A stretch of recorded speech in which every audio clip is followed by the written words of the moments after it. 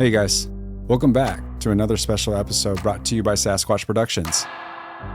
Over the past 3 seasons of Hide and Seek, I've been on a relentless pursuit, searching for truth, for justice, and for the answers that often get overlooked. Along this journey, I've been looking for someone who shares that same passion, that same drive to push the envelope and dig deeper when most people would stop. Someone who is willing to go the distance, not just for the thrill of the chase, but for the victim and their loved ones left behind, desperate for closure. I'm thrilled to share that I have found that person. Her name is Melissa, and she's here to tell the stories that matter. On September 12th, she'll be releasing the first episode of season 1 of her brand new show, Dog with a Bone. Let me tell you, this is one you won't want to miss. But before Melissa releases her show, I wanted to sit down with Melissa herself to give you all a sneak peek of what's to come. What inspired her to take on this case for season 1? What can you expect from her investigation? What are the challenges she faced along the way in creating a true crime podcast?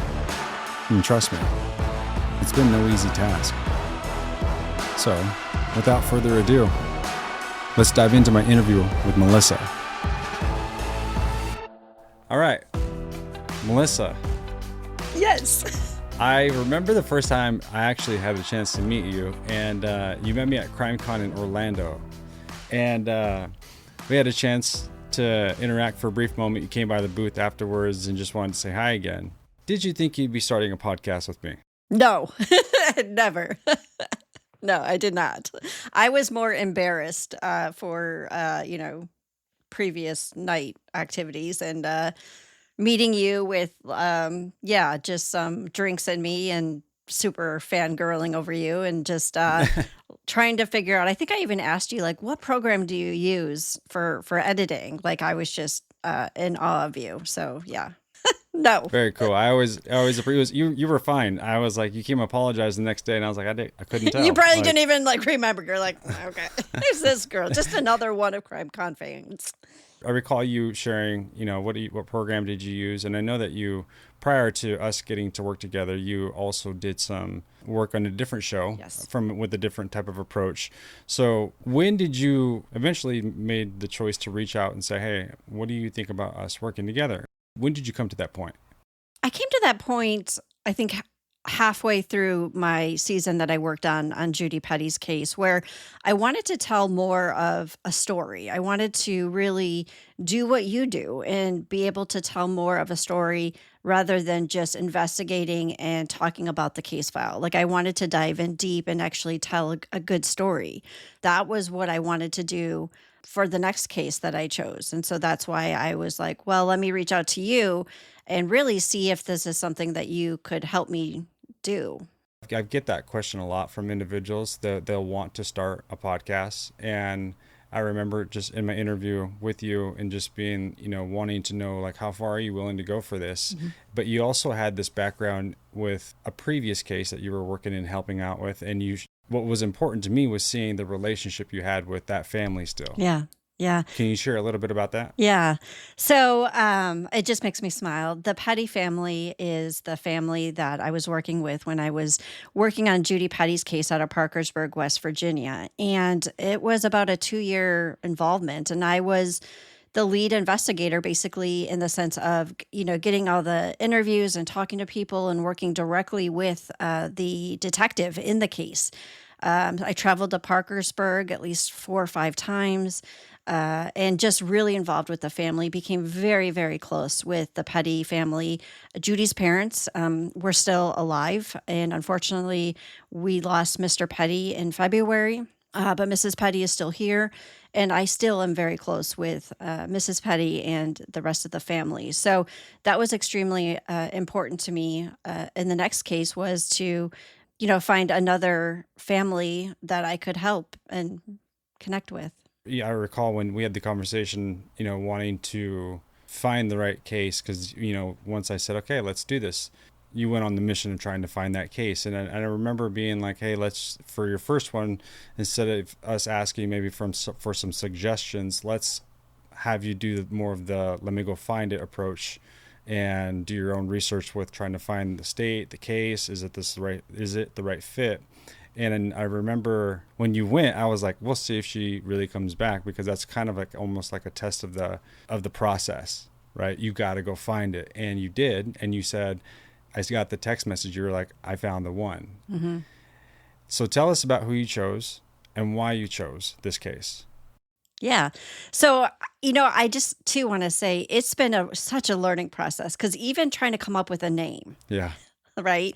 And a logo, like talking to you and you're like, it's your show. Like, what name and what? And I'm like, I don't know. I don't know, and the anxiety of all of that. And like, it's exciting, but this isn't my wheelhouse. Right. And so it's very nerve wracking to be like, well, who do I want to be? Like, what do I want this to be like? And so, even coming up with the name, when I knew it was the name, I was so excited and texted you. And then when I got the logo and the pink, and I'm like, this is like so Melissa, like this screams me. You see it blending, like it's blending together, and you seeing it kind of build. Yes. And it's like this, there's, like you said, it's a slow build, because you got all these things you got to get done that people don't really realize or think about it, right? No. And so once you start seeing it blend together, though, and you're like, oh shit, I got a logo. It was fun to also watch you grow in that, because go back to when we were first interviewed and talked about doing this, and now here you are. Hmm. It's exciting. And, I remember too looking at the name, and what I appreciate about you and what you've helped me on is I'm somebody who kind of just is like, okay, let's go, let's go, let's go. And you're always like, but do you love it? And that's the question you always ask me. And there was other names or logos, and you're like, but do you love it? And I'm like, but I was gonna go with it, like, yeah, sure. But then I just kept going, I don't think I love it. And so you really pushed me and helped me to not just go with something that I really maybe wasn't 100% sold on, but I liked it. But did I love it? And I think that's one thing I take away from this as well. But I love that when you were processing that, and you weren't like, you knew it. I didn't have to convince you of it. You understood it right away. You were like, oh yeah, I don't like, I'm not. And it was funny to watch you go through it too, because it was like, I'd asked the question, and you knew eventually you quickly would come to the answer, and you could see it on your face. right. Yeah. So go back to like you knowing this is the case. Yeah. So Bernie's case. Yeah. I mean, I remember trying to find that next case. And I was so worried, I think, that, to be completely honest, is because I had such a great relationship with the detective in Judy's case, with the family. And, I was worried, like, am I going to find that again? And once I saw Bernie's case and learned more about Bernie, I knew absolutely that I wanted to take this on, because the limited information they had out there about Bernie was very sad. And so the reason I took Bernie's case is, it was in 1993. He was never married, no kids, young bachelor, living his life. And I found a Facebook page, and it was, who killed John Burnside. Bernie's his nickname that everybody calls him. And I went onto that page, and there was like 22 people that were on that page. When you compare it to, you know, other, people who've been murdered, you have thousands of people on that Facebook page, and Bernie had 22. And I remember messaging you like, everyone's forgotten about Bernie. Like, who's fighting for Bernie and justice, and what's going on? And his dad had died. And I'm like, this has been since 1993. Like, how come everyone's forgotten about Bernie? Like, where is this at today? And that's how I knew, like, in my heart, like, I need to be the voice for Bernie, because his has been forgotten. When you sent that text and you said everyone's forgotten about Bernie, like, who's fighting for Bernie, that's where the heart of hide and seek. So like with me trying to find cases that are not popular, that's been forgotten, swept under the rug, that was a real cool connection to see you have that same desire of wanting to help with Bernie's case. We don't want to go too far into the details of the case, of course, that's what your season's for, but can you touch on maybe some of the challenges that you've experienced thus far?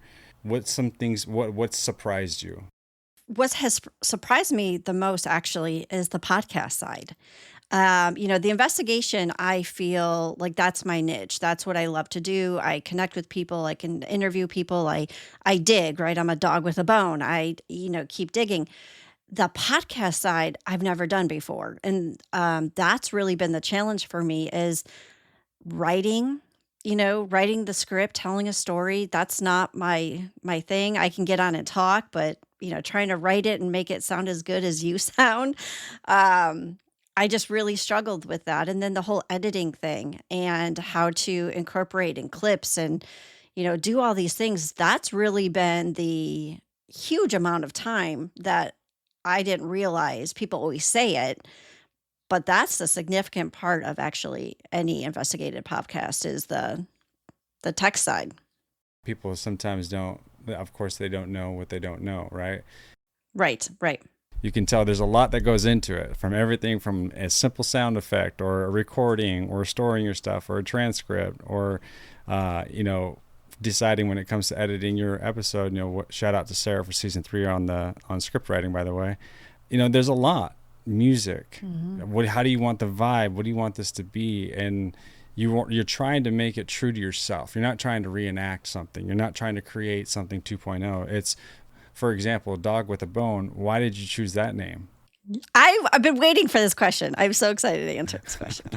So the reason I chose this is I had a previous boss who told me one time when I was questioning things that I was being told and I was trying to follow up and get more clarity and really dig, right? Because if I'm being told something, I'm going to ask questions. I'm going to follow back up with other people. And he was so mad at me and so frustrated that I kept doing that. And he just said, "You're like a dog with a bone. You don't know when to stop." And I was like, huh. And, in that moment, it was meant to put me down, right? In that moment, it was to put me in it wasn't a good thing. It was a negative thing. Yeah. But then I'm like, actually, that's a really good name for a podcast. And it's actually a good thing if you're investigating is you don't stop asking questions when it doesn't make sense. Yeah. So shout out, right? That's awesome. Well, what he intended to do, you turned it around and you doubled down with the podcast. Look at you now. All right. That's cool. I know that we went to what was surprising for you. What's been some of the challenges during your investigation that you've experienced with Bernie's case? Just the time frame, right? I mean, you're talking 1993, but we're also talking about a small town. We're talking about people who have secrets and corruption. And I think that's going to and has actually hindered some things is that you have people who are still somewhat afraid to talk. But yeah, Marysville had corruption there's still people around who want to keep secrets, right? So I think that's part of any investigation, but especially a small town. I'm going to put you on the spot and ask you, do you have a theory? Not that you're willing to share, but do you think you have a theory yet? Yes. You do? Yeah. Okay. Yeah, I do. And I'm excited for listeners to hear because for me, here's what I was thinking about the other day.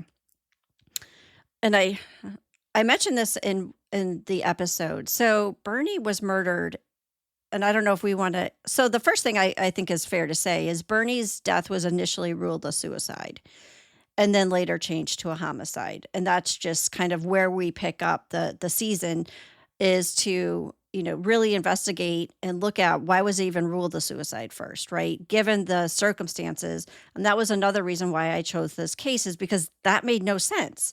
So Bernie was found laying in his bed with a plastic trash bag duct taped around his head. There was no claw marks. There was nothing like that to indicate a struggle. And it was initially ruled a suicide. And then all the flyer said was it was then later changed to a homicide. The other part that drew me in was that Bernie had his house had been broken into just 10 hours earlier that night. So a bunch of things happening and things that didn't make sense. So with Bernie's case, you mentioned having a theory. Are you going to share that theory? Yes. You are? Okay. Not now. No, well, yeah. Can't give the goods now. Do you see there being a realistic possibility of us getting some movement in Bernie's case where maybe given any, or possibly, do you think there could even be an arrest? I do. You do? And that comes from, I know I mentioned small time, corruption back, in 1993, all of that. Times have changed. I've had many meetings with the police, and actually the current investigator assigned to Bernie's case, or who's looking at it, is with the Ohio Bureau of Criminal Investigation. And if anyone's going to make this work, I think she is. So I definitely feel like now's the time. How long have you been investigating Bernie's case for now? I started in January. Okay. Yeah, because Mr. Putty died in February. I was already scheduled there. So middle of January, maybe. Yeah. You got any people in this season that have pushed back in a way where they're like, it got tense? Yeah, those are my favorite people. No, I mean, usually what happens is it comes out of left field. And what I love is it's not usually like expected. Like there's people that I talk to that I'm like, all right, they're gonna, Yeah. it's gonna go sideways, right? And then it's people that you think is just a normal conversation, nothing going on, and then all of a sudden it just turns, crazy, Yeah. and you're like, what the hell's going on right now? And that definitely happens in this season where I wasn't expecting it to go the way that it went with a particular person. Yeah. Yeah, it's exciting. I even go to a jail, right? I make my visits. I go to a jail. Yeah, I mean, that was something else that you shared. You actually sent me a picture of you interviewing an individual while they're in jail. And I'm like, dude, look at her go. Go ahead. Go ahead. Go on with my bad self. Yeah, it was actually really cool. They let us in, and I got to, interview somebody right there in the jail, and they didn't have the glass and the phone. And Yeah, you were like in the actual room, like face to face. And for people to understand too, you mentioned my approach with how I try to investigate these cases, and I think that's something to point out is that you're also taking the boots on the ground approach. You're showing up to the facility to visit. You're calling. You're showing up to the location. You visited Bernie's house. I did. Yes. Yeah, I've been to Ohio, Marysville twice now. And each time, I go to where Bernie used to hang out at a bar. I've, met Bernie's sister. I've been to his house now. So I definitely travel to location because that's where you're going to get the most information and talk to the people that were around at that time. Have you got scared in any moments out there? Nah. I'm a dog with a bone. Let's go. I do get lost, though, and I don't know how to parallel park because people will find out. But other than that, no. I need to be, guided, but no. So what's it look like? Do you think I know this is a little bit down the road, but,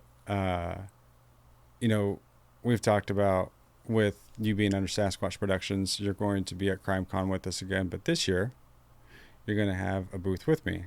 I'm excited for that. So if anybody, is interested in meeting Melissa, we are going to be at Denver CrimeCon 2025. But what does Dog with a Bone look like after season 1? Season 2. Well, I have to give a shout out here to my husband, first of all. So my husband, okay, yeah. So let me give a shout out to my husband because I talk about editing and all that stuff, and it's hard, and it definitely is. But thankfully, my husband took that on for me. So my husband, Jason, has been amazing, and he has never edited a thing in his life, knows nothing about podcasting, but he has taught himself, and he is editing all my episodes and my clips. And so big shout out because it's a lot of work. It is a ton. And he's just taken it and doing what he can, and he's doing a great job. And that's he spends hours and hours doing this for me so that I can do what I love to do. And I wouldn't be successful, without his support. And my daughter helps, grammar my scripts. And so it's definitely a family affair for sure. Yeah. But yeah, season 2, I hope people listen. I hope they like it. I hope my husband decides to stay with me and continue to edit. Yeah, that's what I'm hoping. Well, if you guys like the deep dive investigations and you like the boots on the ground, you guys want to know the details, you guys want to hear from the individuals themselves, very similar to hide and seek, I would highly recommend Dog with a Bone. Again, this is Melissa's first season, and you guys get to see what's cool about this process is that your followers and supporters will actually see you now grow, and like going from season 1 to 2 and 3, which is going to be cool as well, to watch that.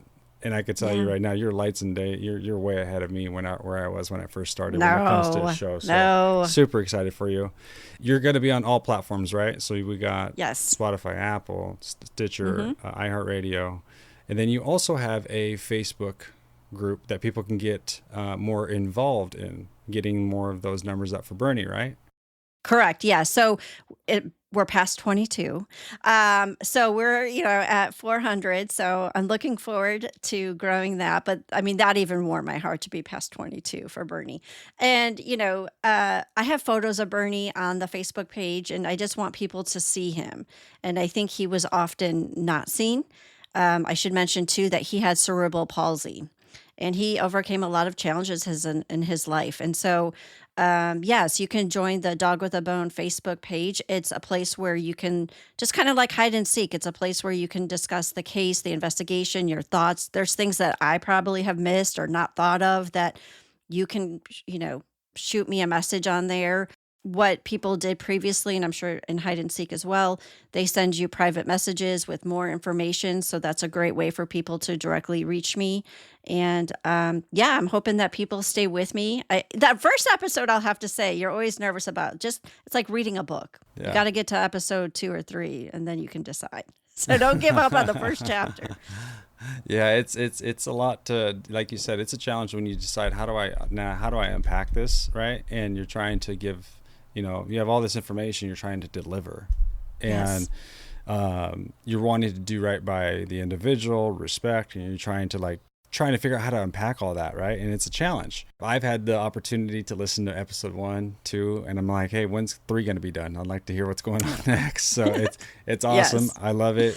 More than anything, I love that you're fighting the good fight, especially for those who have been forgotten. So super excited for you. Proud of you. Way to go get it. This isn't easy. If it was, everyone would be doing it. That's true. Yeah. Do you have a release date that you're anticipating? I know we've talked about, a certain time in the month or the year. Do you want to drop anything like that? My husband will kill me, but this is just how I roll. So I'm thinking, we've been married 19 years. He can deal with it. So I'm thinking, I would like to do it the first week in September. Okay. So I'm looking at that. So, right now we had to re-record a couple of episodes, which was really a challenge, actually, because you've already done it once, and then to try to do it again, especially the first episode, it took me quite a while to re-record it, and my husband really a long time to edit it. Mm-hmm. So we re-recorded those, and we're on episode 4 I'm writing. So I think September. Please subscribe and like and follow wherever you listen. But it'll be released on Spotify. Awesome. And that'll push it out to everywhere else from there. But yeah, definitely. I always, just so you know, you're going to get this question a lot once you get a following. People are going to be like, it's been released, but it's not on Apple or it's not on iHeart or it's not on, it goes quickly to Spotify. Just saying, but. Plug for Spotify. Please let us know if you want to sponsor. Super excited. Yes. Super proud. Again, Dog with a Bone with Melissa. Subscribe. Check out the Facebook, especially if you like the visuals like we do. Gives you a much more, I think, a connection to the individual so you can have a face. And I just love that kind of stuff. And I know most of the people who follow us do. So yeah, for sure. Thanks again. Great job. Yes. Dog with a Bone coming soon. Yay. I just wrapped up my interview with Melissa Sandberg, and I have to say, I'm pretty fascinated by where her investigation is headed. We talked for a while about this case, John Burnside's murder, and the way she's digging into it. It's impressive. If you're not familiar with the story, it's one of those cases where the more you look, the more murkier it gets. But Melissa, she's tenacious. She's following leads, talking to people connected to Bernie. And really, she's uncovering things that have been overlooked for years. Her new podcast is called Dog with a Bone, and season 1 is all about the case of the murder of John Burnside, aka Bernie. The first episode is coming out September 12th, but right now, I've got the trailer for you. So here it is, from Sasquatch Productions, the official trailer for Dog with a Bone. Take a listen. Let's looks like they hit him over the head with a ball bat, bleeding 4 places in his brain. On December 10th, 1993, in Marysville, Ohio, 32-year-old John Burnside finished his work week at the local Honda plant. John grew up in Marysville and was well known and well liked in the community. Majority of the people who knew John called him Bernie. He was great with everybody. I mean, he was either Bernie's friend or you wasn't. And if you wasn't, you had a problem because it wasn't because of Bernie, I'll tell you that. Bernie returned home after hitting the local bars and discovered his house had been broken into. 911, what's your emergency? His safe that contained coke, cash, and collectible coins were missing. The police arrived to investigate the break-in, and 10 hours later, Bernie would be dead. He was found with a plastic bag duct taped around his head. And they said that there was a lot of makeup used, that his face was bruised. Do you recall that? After I embalmed him and was getting ready to put him in the cast, of course, you cover up all the bruises and things like that. They said, well, he has no marks on him or anything. I said, he certainly does. And I wiped it off so they could see it. The initial ruling was a suicide, but later changed to homicide. We were questioning then because the police were saying that it was suicide. With cerebral palsy, I don't think he could have done that. And this first season of Dog with a Bone, I dig to uncover the truth of who's responsible for the murder of John Burnside. Justice is still being demanded by his family and community. In a very short time period, someone or someones took his life. Are we investigating 2 crimes or one big setup? Welcome to the Dog Pound. Time to start digging. So then they said they knew it was murder.